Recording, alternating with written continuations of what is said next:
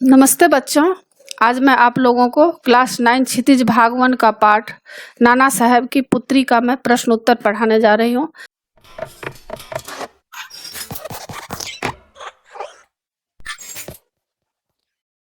इससे पहले मैं इसका समरी भी बनाई हूँ और फुल एक्सप्लेनेशन भी बनाई हूँ। क्लास 9, क्लास 10 कृतिका, स्पर्श, संचयन, क्षितिज का मैं सारा वीडियो बना चुकी हूँ। उसका summary, full explanation, question answer और समरी सब बहुत ही शॉर्ट में भी मैं समझाई हूँ।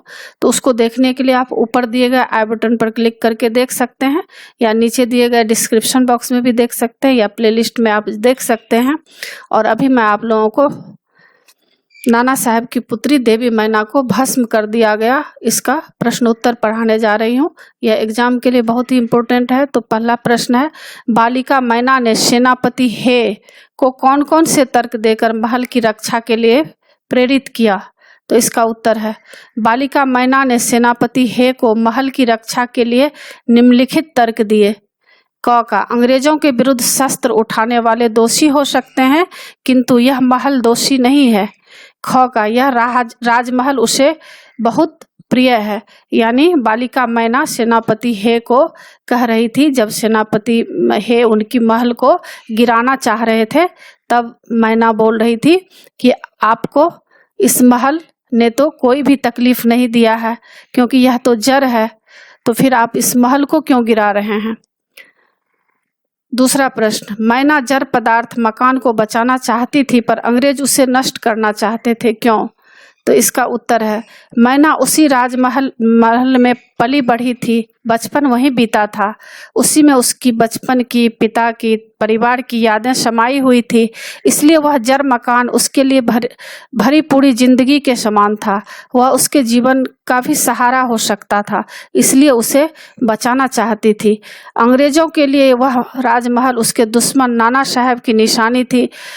वे उनकी हर निशानी को मिट्टी में मिला देना चाहते थे ताकि देश में फिर से कोई अंग्रेजों के विरुद्ध आवाज न उठा पाए। तीसरा प्रश्न, सर थॉमस हे के मैना पर दया भाव के क्या कारण थे? तो इसका उत्तर है, सर थॉमस स्वभाव से ही दयालु रहे होंगे, तभी तो वे उस किशोरी सुंदरी को देखकर ही ठहर गए और उसके जीवन में रुचि लेने लगे। दूसरा कारण यह रहा होगा कि वे मैना को पहचान गए। मैना उनकी मृत बेटी मेरी की बचपन की सखी थी, तब हे उनके घर भी आया करते थे। इन बातों ने हे के दिल में मैना के प्रति ममता जगा दी। तीसरा, मैना ने स्वयं अपनी करुणापूर्ण बातों से हे के मन में करुणा जगा दी। चौथा प्रश्न, मैना की अंतिम इच्छा थी कि वह उस प्रसाद के ढेर पर बैठकर जी भरकर रो ले, लेकिन पाषाण हृदय वाले जनरल ने किस भय से उसकी इच्छा पूर्ण न होने दी?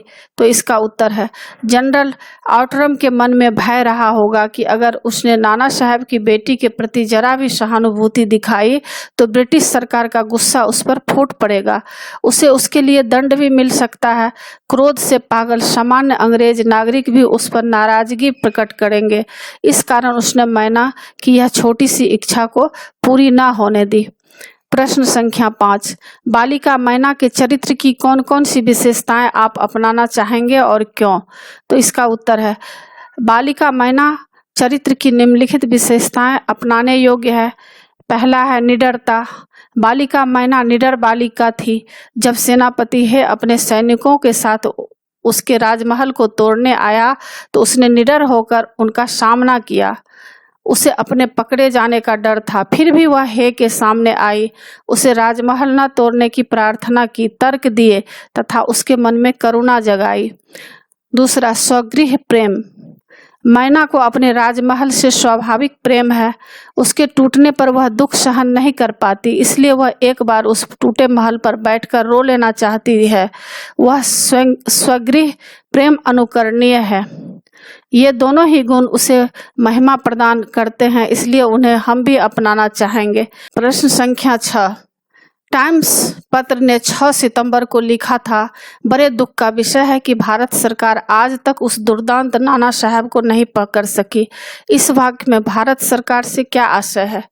तो इसका उत्तर है यहाँ भारत सरकार से आशय है ब्रिटिश शासन के अंतर्गत चलने वाली भारत सरकार, जिसे अंग्रेज अधिकारी चलाते थे, क्योंकि उस समय देश गुलाम था, अंग्रेज देश पर शासन कर रहे थे, इसीलिए वहाँ का शासक, भारत का शासक ब्रिटिश शासक ही था। रचना और अभिव्यक्ति के तहत प्रश्न है, प्रश्न संख्या 7, स्वाधीनता आंदोलन को आगे बढ़ाने में इस प्रकार के लेखन की क्या भूमिका रही होगी? तो इसका उत्तर है स्वाधीनता आंदोलन को बढ़ाने में इस प्रकार के लेखों की भूमिका महत्वपूर्ण रही होगी।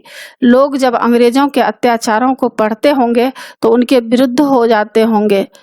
जब वे मैना जैसी निडर बालिका के निर्मम वध की बात सुनते होंगे तो उनका हृदय करुणा से भर उठता होगा। तब उनका मन त्याग, बलिदान और संघर्ष के लिए तैयार हो जाता होगा। इस प्रकार स्वाधीनता आंदोलन अपनी राह पर बढ़ता जाता होगा। तो इसी के साथ पाठ की समाप्ति होती है। आशा है आप लोगों को पाठ समझ में आ गया होगा, और अगर अच्छा लगे तो ज़रूर सब्सक्राइब कीजिएगा। सब्सक्राइब के बगल में बेल आइकन बटन है, उसे ज़रूर क्लिक कीजिएगा, लाइक कीजिएगा और शेयर कीजिएगा। कमेंट्स ज़रूर कीजिएगा कि आपको यह पाठ कैसा लगा। आगे नए पाठ के साथ फिर मैं मिलूँगी। धन्यवाद बच्चों।